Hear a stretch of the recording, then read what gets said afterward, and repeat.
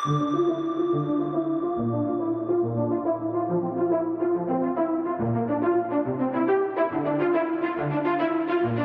is the Multi-Faith Matters podcast. I'm your host, John Moorhead.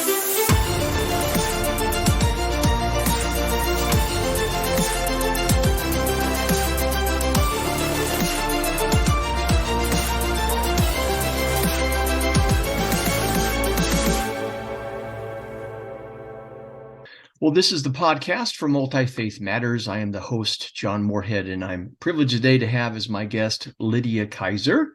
And she is Corporate Communications Specialist for Child Evangelism Fellowship. And today we're going to learn from her about the work of CEF and its good news clubs that it has in schools. And that'll be the first part of our conversation. And then we'll also touch bases on the controversy that has been raised by the response of the Satanic Temple to the good news clubs in schools. TST is putting in their after-school Satan clubs. And we'll talk about all of that. But Lydia, first of all, welcome to the podcast. Thanks for having me, John. Sure. Did you want to add anything to that very small introductory bio there? No, I do love Child Evangelism Fellowship. I just feel like there's nothing better I could do with my life. And so that's why I'm involved. Wonderful. Well, that's a good place to start. How did you come to be involved with Child Evangelism Fellowship and the Good News Bible Clubs? And how long have you been doing this? Well, that's a bit of a trick question because I was involved for 10 years in my 20s. And then I went home to be a stay-at-home mom. And I did produce a radio program for CEF for 2 years after going home. And I homeschooled my children for 16 years. And then when the last child left the nest, I decided to come back. And so I've been back for 3.5 years. So thank you for sharing that. Let's begin by talking about the Good News Clubs themselves. Can you talk about what those are all about? Sure. Well, CEF, our purpose, Child Evangelism Fellowship, is to teach children the Bible, teach them about Jesus, and invite them to make a decision for Jesus Christ to save them from the power of sin and to be their personal Lord, Savior, and friend. So we do this by partnering with churches and going into the public schools in their communities and holding these after-school good news clubs because we want to reach children where they are. So we go to schools and request permissions to set up the club and follow all the rules. And we have a very thorough background check system and train our teachers extensively. So the newer ones have lesser responsibilities, but as they grow in experience, then they have more. And we have 3,500 full-time staff around the world. We're an international ministry. Here in the USA, we have 400 local chapters. Every state is represented. And we have hundreds of thousands of volunteers. We don't even try to keep track of how many. But we've been blessed with being in a lot of schools. Pre-COVID, we were in 5,000 schools, and then another 1,000 or so locations outside of schools after school, but 5,000 public schools. And we're getting back up to those numbers. It's been hard as a number of schools have not started any after-school clubs back up yet, but we're getting back. Now, what does that process look like in terms of how you start? Do you get parental requests? How does that come Right. about? Well, we go to the school first and we ask for permission and we find out what all their rules are and make sure that we can comply with everything. Some schools, ask for a teacher sponsor or say, well, we can do it this way or you can do it that way. So we decide which way we're going to do it. And then we, supply all the necessary documentation. And then there's a permission slip that the children can take home to their parents. Now, it doesn't matter what after-school club a child attends, they still have to have a signed permission slip, not just ours. Okay, that's helpful to know. Many people in my audience for this podcast are probably heard of the Good News Clubs, but for those who haven't, what does the curriculum look like, and who are the teachers? Well, anyone who wants to volunteer needs to be able to sign a statement of faith so we know that they agree with what we believe. And they also sign a worker compliance agreement that they will not teach anything outside of what we believe. It's fine if they believe things outside of that. But as long as they're teaching in our program, they need to stick to what our statement of faith is. And anyone can go to our website and see what that is. So that's a requirement. They have to take various levels of training. But, even someone who just wants to volunteer to, just help corral the kids and talk to them in the pre-session or supply the snacks or whatever, all they need to do is, get their background check done and, sign the statement of faith and workers' compliance agreement. Now, is it mainly Christian kids that you have coming, or other kids coming? And does it involve an element where you are sharing your faith and trying to hopefully persuade kids to accept the gospel? So there is a level of evangelism or proselytism in the clubs? Yes, it usually starts with Christian children, and they invite their friends. But a lot of times, like when we're walking down the hall to go to a classroom, like I'm involved with the club myself, I love to experience that. We wear our shirts and we carry our sign, and kids say, well, what is that? And so we stop and we tell them what it is and say, if you'd like to come, take this to your parent. And so they take the slip home, and then we might see them next week. And yeah. Okay. Now, as we kind of shift gears a little bit here and talk about the Good News Clubs in relation to the response by the Satanic Temple and the after-school Satan clubs, the Child Evangelism Fellowship won a U.S. Supreme Court case in 2001 when the presence of your clubs was challenged. Can you tell us about that? Yeah, well, we found more and more that schools were denying us access. They would say, oh, you're religious. Well, you don't have permission, or you have to use a broom closet. You can't use the classroom, or, can't use the gym, or, they had different standards, or you have to pay a fee. And so after time and again of running into obstacles, some of our friends helped us to go to court. The case was Good News Club v. Milford Central School District in Upper New York. And it surprisingly went all the way to the Supreme Court. And the ruling was that if a school accommodates other clubs, then they must accommodate a religious club also. They must accommodate us, because to not do so would be a violation of freedom of free speech and freedom of religion, both. So First Amendment rights. And so, and again, it's not like we're forcing this down kids' throats. The parents have to agree and sign a permission slip, and the parents are always welcome to come visit.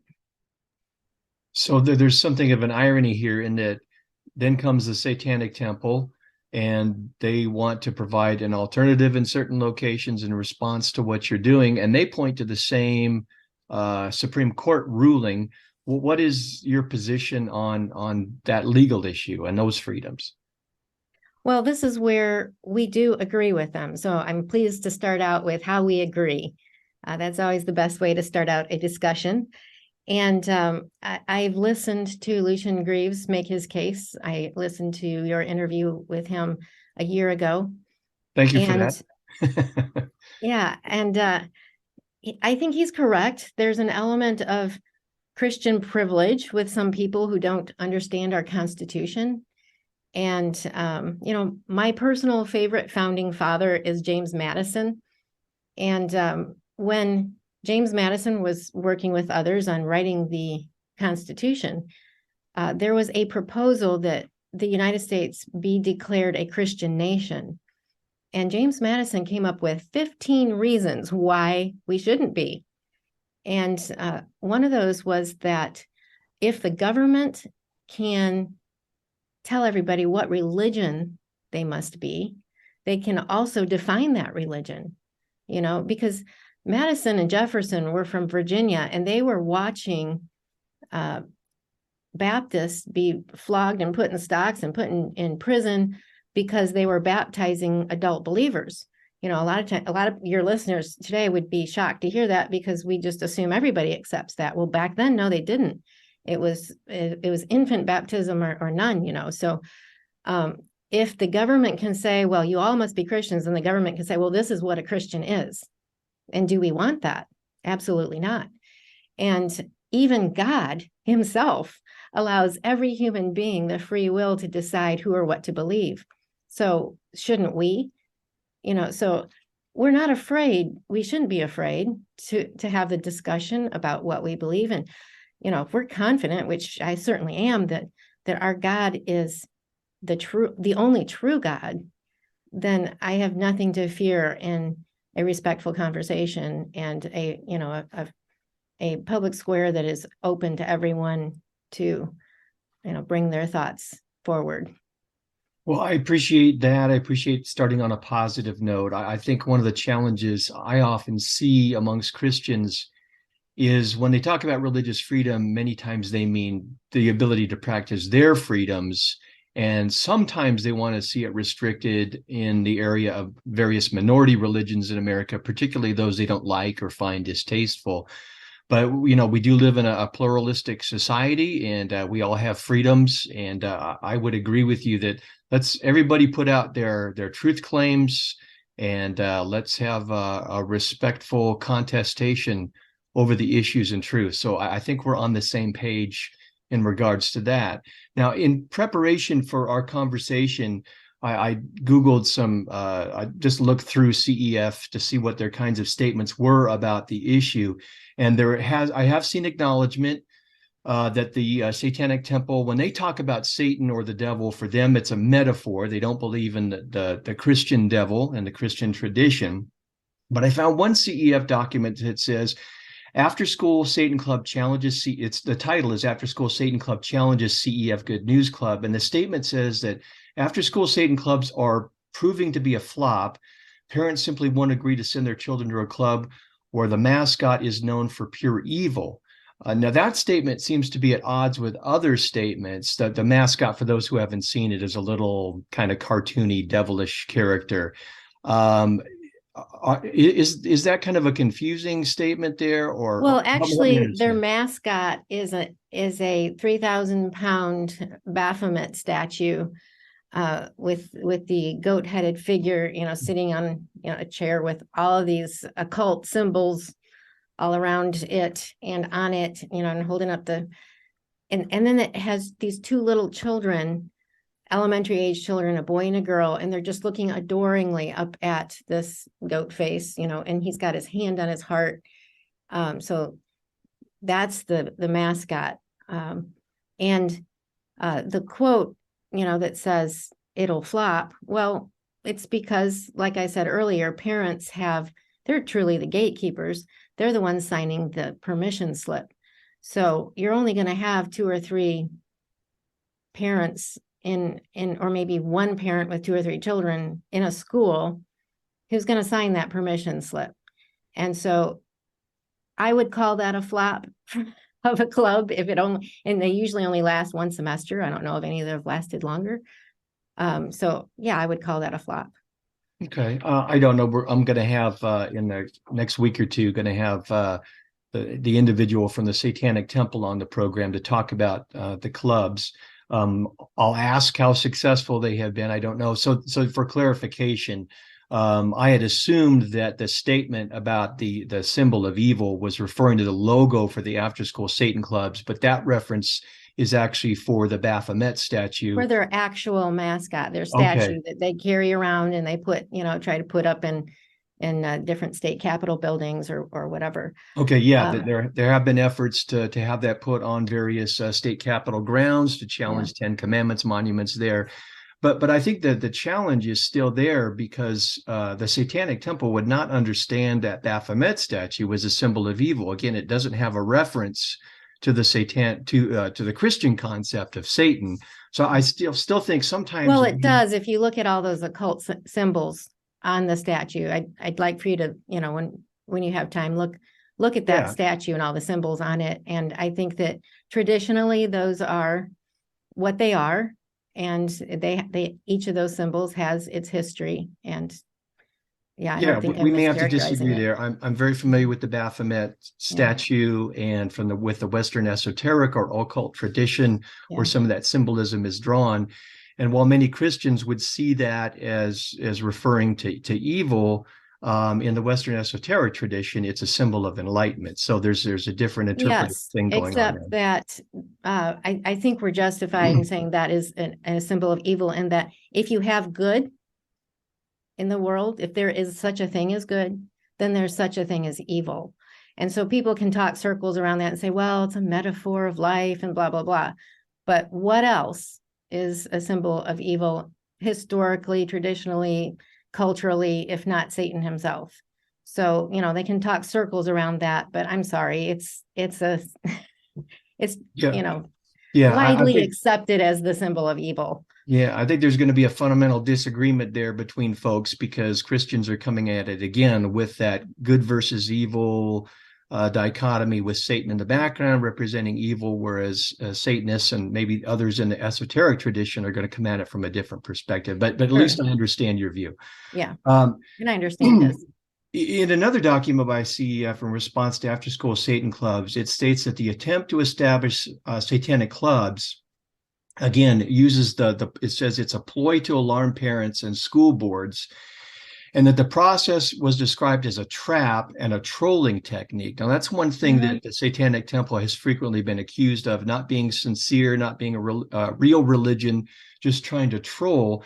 And I want to ask you, isn't it possible that TST is sincere and they want to offer an alternative program based upon their religious convictions, and it uses a provocative method to draw attention to religious freedom and Christian hegemony concerns as a minority religious tradition? What would your thoughts be on that? Well, I think he himself would disagree with you about being a minority religious tradition or whatever, because he claims not to be religious. So we can back up a little bit here. I think that the fundamental problem in the question that you're asking is that they state, and he said on your program, and he said elsewhere, I'll quote him, he believes that religion should not be in the public square. So if someone believes that, then they believe that you should keep your religion to yourself at home and not practice it in public or on government property. Let me back up to the SCOTUS ruling one more time to clarify something, and then we'll move forward with this question. So the attorney for the public school argued to the justices that if children go to this religious club on school property, that they might get the impression that the government or the school is establishing a religion or promoting the exercise of that religion.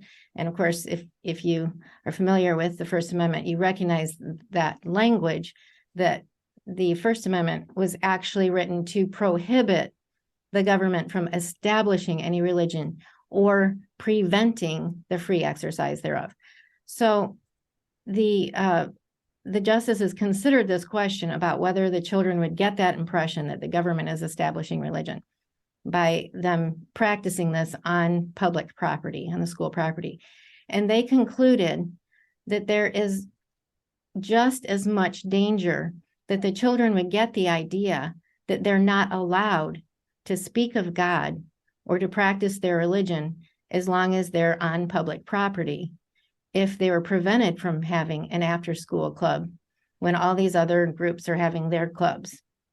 So that's a fundamental problem there, in that Lucian Greaves has stated, here's a very clear statement in an interview with Tucker Carlson at minute 2 minute 35 seconds, quote, "The Supreme Court said that not having religious clubs would be religious discrimination. I disagree. I think you can categorically deny religion," unquote. And he said the same thing on your program, John. You might have missed it because it was within a lot of words. He uses a lot of words. But it was around minute 16:30, and he calls the religious freedom decision by SCOTUS a rhetorical game, that it's something that allowed the Good News Club to be in the schools to begin with. And he describes the SCOTUS decision and says why he disagrees with it, and that he basically doesn't believe that a religion as a category can be disparaged by being prevented from having access to the public forum. So let me just give you a couple examples of why we wouldn't want to see this kind of thinking continue. let's say you're standing in a line at a DMV, a Department of Motor Vehicles, and it's a long line, and you get into a discussion with someone else in the line, and it turns to matters of faith, and you start expressing what you believe, and someone else says, "Hey, stop! You can't do that. You're on public property." Is that what we want? Or how about my representative to Congress? I want my representative to make decisions that are based on him or her having a moral compass.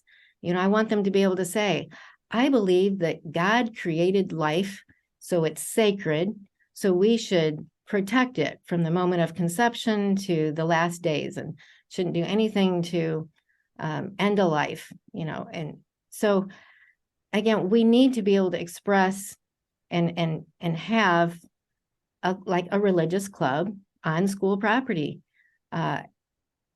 It's not, he goes on and on, many mentions about government choosing one or the other or promoting one. Just because it's happening on public property doesn't mean government is promoting it. We are free private citizens who are putting on this club and promoting it. And we are free to express our religious beliefs. Does that help? Yeah. I appreciate your perspective on that issue. I'll go back and take another look at my conversation with Lucian.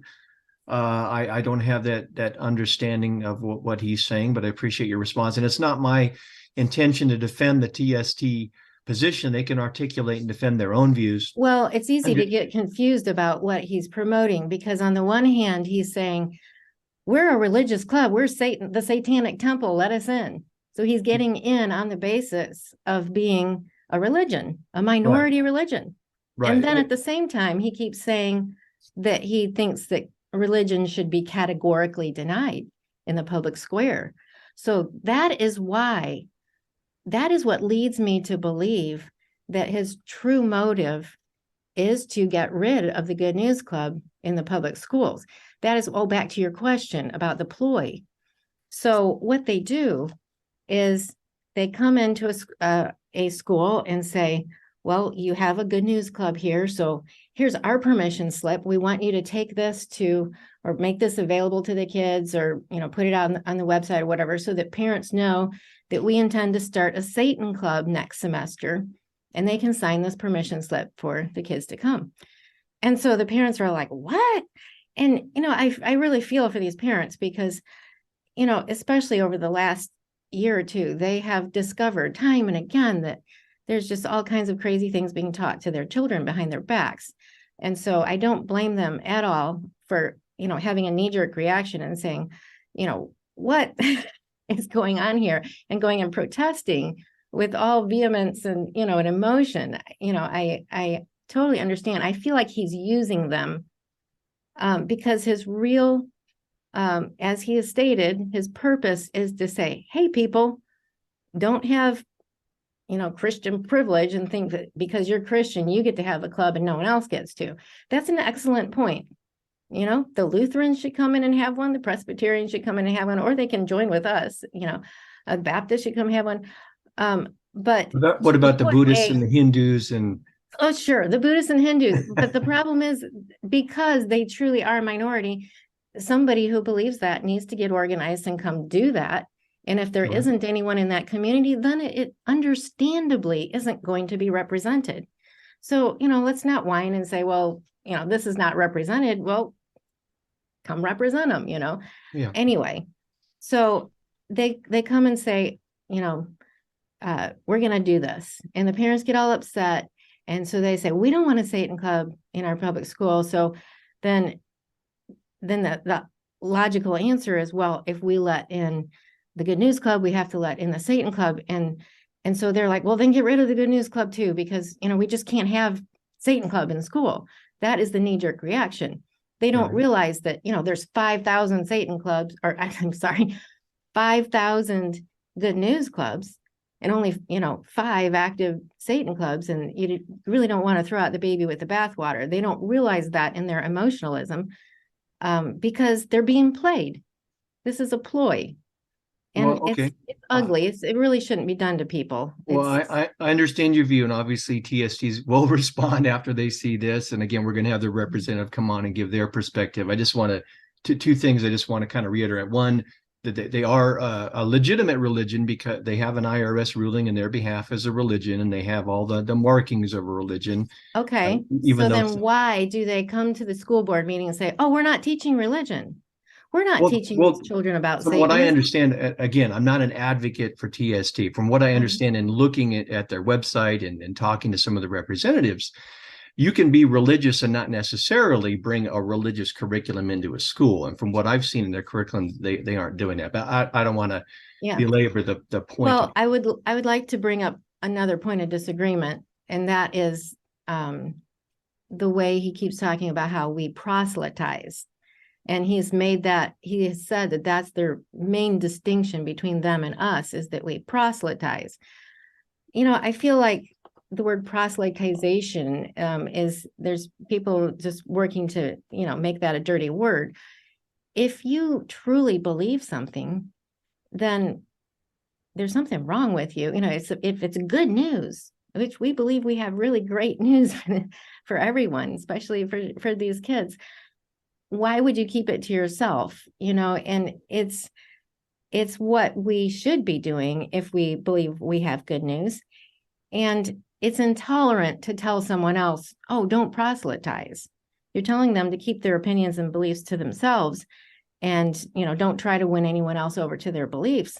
Well, I see everyone trying to persuade everyone else over to their belief system. It's nonstop. So I think it's hypocritical to kind of shut people down by saying, oh, you proselytize. Well, yes, we are sharing the good news. And if you tell us not to, then it's reverse privilege. I was saying earlier that Christians can sometimes have an attitude of privilege for, it's our message that should be getting out there. Well, for them to tell us that we shouldn't be sharing our message, it's kind of reverse privilege. So yeah, I have a problem with his saying that we shouldn't proselytize. And again, parents are the gatekeepers. If they want a good news club in there, and they send their kids, and we have a good showing, that's what the parents want. We're not terrible for going in there and proselytizing. Yeah, I'll let them, when they come on the program, speak to their concerns about proselytism. But I am familiar in studying various religions. There are religions that consider themselves, they are just uncomfortable with that, paganism and some forms of Satanism and so on. So that may be where they're coming from. I don't know, but I would be in agreement with you.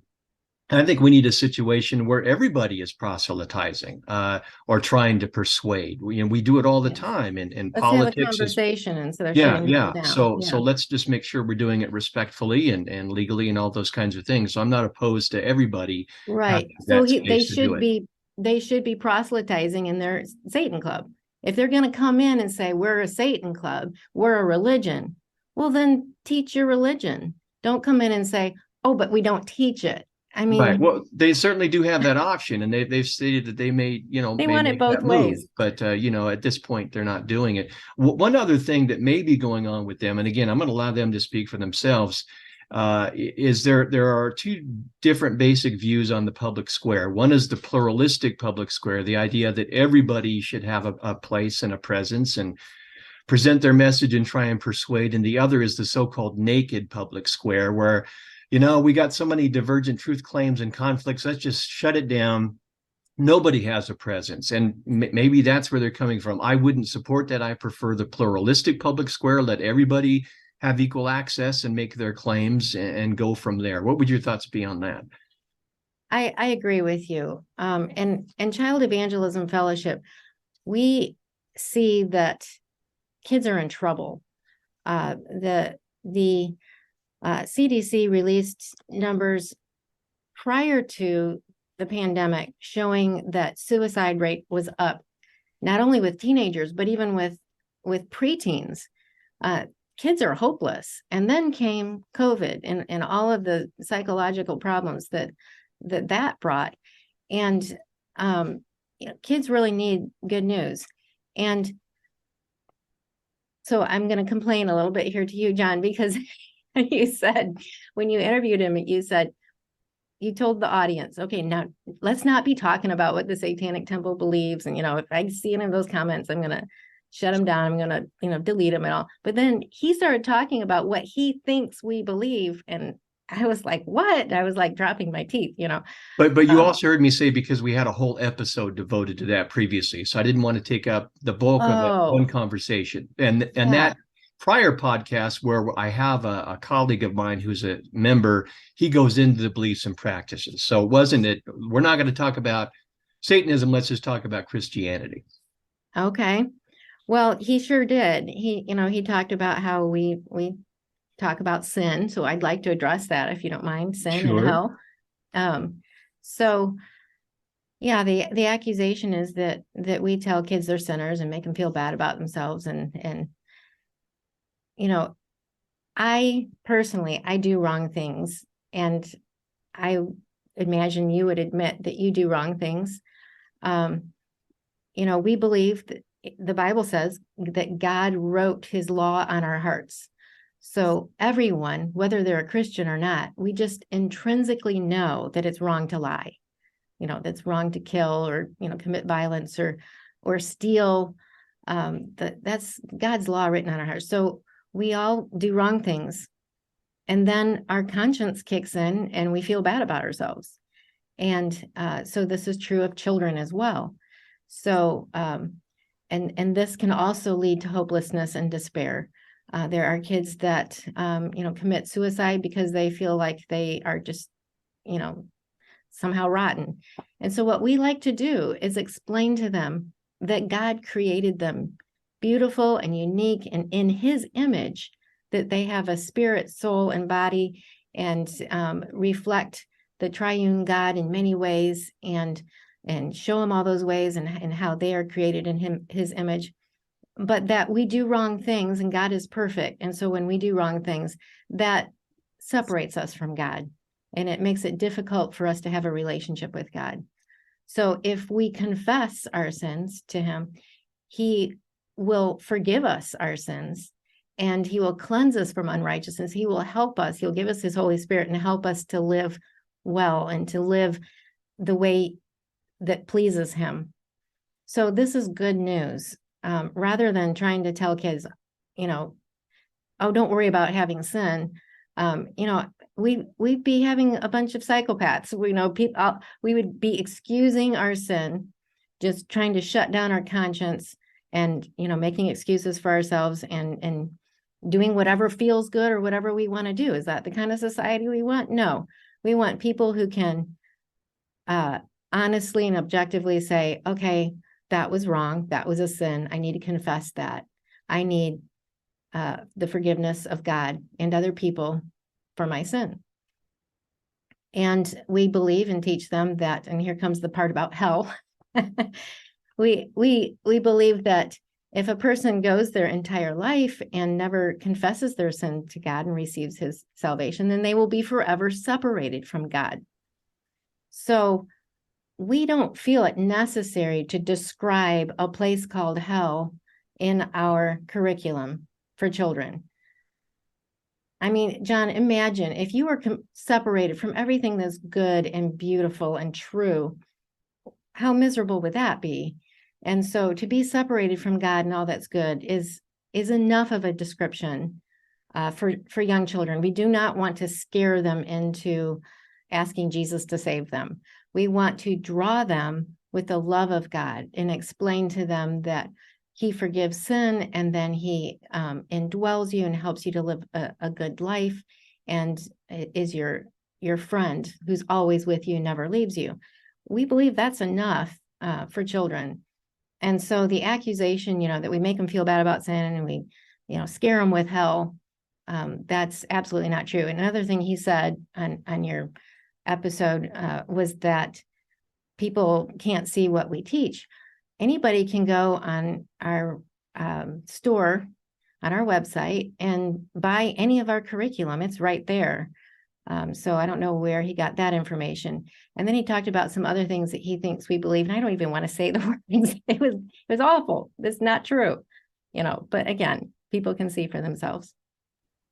Well, this is with what you just said, is where we move from the legal to the theological and the ethical and that kind of a thing. And I have heard some of the concerns of the Satanic Temple about some of the theology and that kind of a thing. So when we have their representative on, we'll allow them to articulate that. And I'm sure they will have watched our conversation here beforehand and have had some responses. So it is just to kind of make sure I understand. So that you're not opposed to the free exercise of the Satanic Temple to have their clubs. Absolutely not. But it Okay. does bother me that they will go in and say, well, we don't teach about Satanism.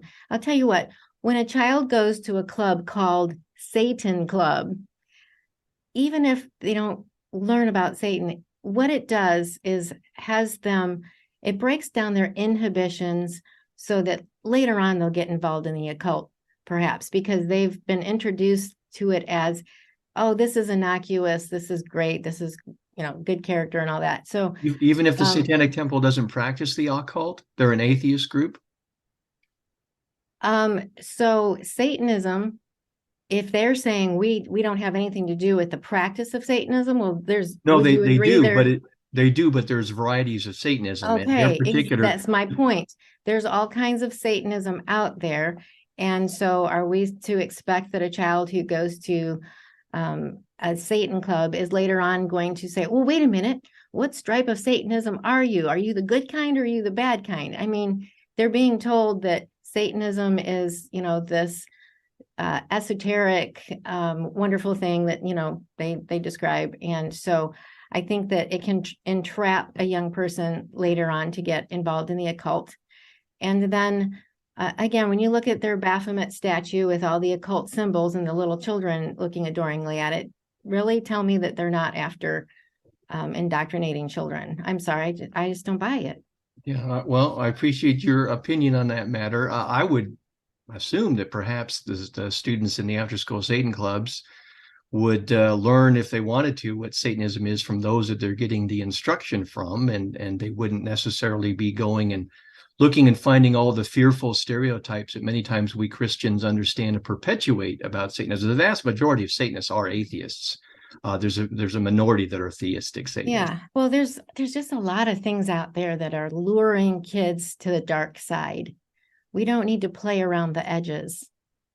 You understand what I'm saying? Yeah, I appreciate the fear. I suppose I'm just coming at it from a different place. I think many times we Christians make the devil far too big and kind of minimize the light in response to darkness. So I think sometimes this is more about our I fears than it agree. is about the reality. Absolutely. And that's why we don't need to be afraid of the Satan Club coming in and holding club.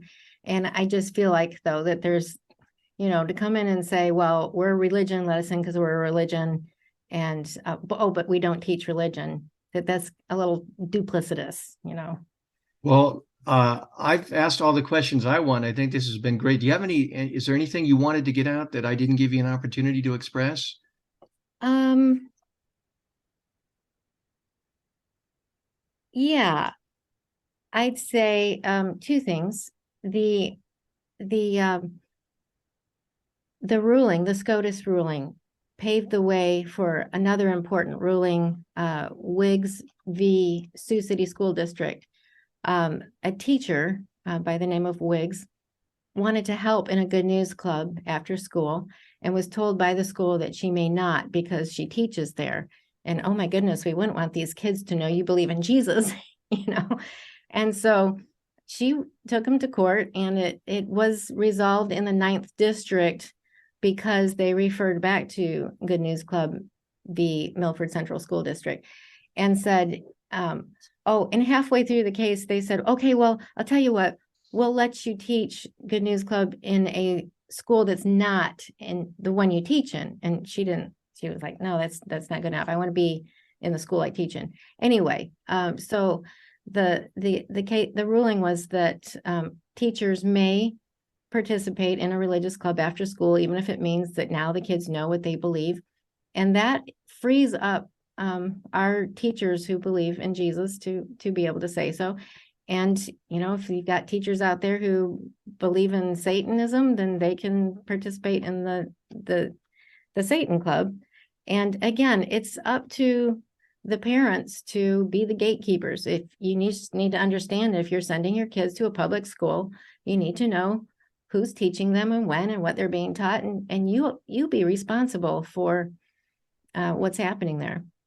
And then the other thing that I'd like to mention is that when a person goes to a school board meeting because there's this big ruckus about a Satan club coming in. I mean, it's happened in countries all over, or towns all over the country here in 2022. As Lucian Greaves said, they're stepping up their efforts, and it's coming to a lot of places. This is my advice to the parent who comes, is to thank the school board for following the law. Instead of giving the school board a hard time, say, thank you. We're so glad you understand the law and that you know that you need to give the Satan Club permission to be there, same as the Good News Club. And so we appreciate your following the law. But then, instruct the other parents in the room. Sure, we're going to have a Satan Club, but let's see how many of us are going to sign that permission slip, see how many kids go. And it probably won't last long, because we need to be responsible. We are the gatekeepers. And then, be clear that we're tolerating freedom, not the particular message. I do not agree. Here's another thing that I disagree with what they're teaching. It kind of, in a way, they're teaching religion, and that everybody's going to worship something or somebody. We just can't help ourselves. I believe God made us to do that. And so they're teaching kids to have personal sovereignty in a way that I think causes us to think we should worship ourselves rather than worshiping God and submitting to God. And so there's at least that. But that the third thing that parents should do is do something positive. If you don't like the Satan Club, come help with the Good News Club. We can always use more volunteers. We would love to have a Good News Club in every school in the country. So rather than, picketing or protesting or do something positive and come help us and just promote what you believe instead of, doing the negative stuff. Well, this has been informative and helpful, and I'm glad to have that you decided to come on and to have a voice. And as I mentioned earlier, we will have a representative of the Satanic Temple on, who is responsible for the after-school Satan clubs. June Everett will be on, and we'll get her perspective and her response. And I'm sure the conversation and debate will continue, but hopefully you can do so in a more informed and respectful kind of way. So I want to thank you again for coming on. Yeah, well, I appreciate this format, because there's just been way too much shouting sound bites past each other. And, especially these TV shows that just are playing to the crowd and treating something, you can't talk about this and cover it well in a minute or 2 minutes or even 15 minutes. So this is an excellent forum. Thank you. Yeah, sure. I agree. I wish we would spend more time talking to each other rather than about each other in sound bites and right. And I personally have I have a friend who is a Satanist, and we have long, interesting conversations. And, he's a nice person, and I think he thinks I'm a nice person. And it's fun to discuss what we believe with another person who's respectful. And I certainly want to be a respectful person as well. I have been a little upset by things I've heard, and they probably have been too. So this is a really great forum. Wonderful. Well, thank you again. Again, this is Lydia Kaiser with Child Evangelism Fellowship. And if folks, we won't have it when it's first posted up, but after I have the interview with the TST member, I'll include a link at the end of the video. You can just click on and see the various perspectives. And in the podcast notes for the description for this episode, we'll have information that you can click on for CEF and the Good News Clubs. And I think I'll also throw in there a link to the conversation with Lucian Greaves, because that was mentioned by way of background. And so again, I want to thank you, and let's keep the conversation going. Okay. Thank you, Jen.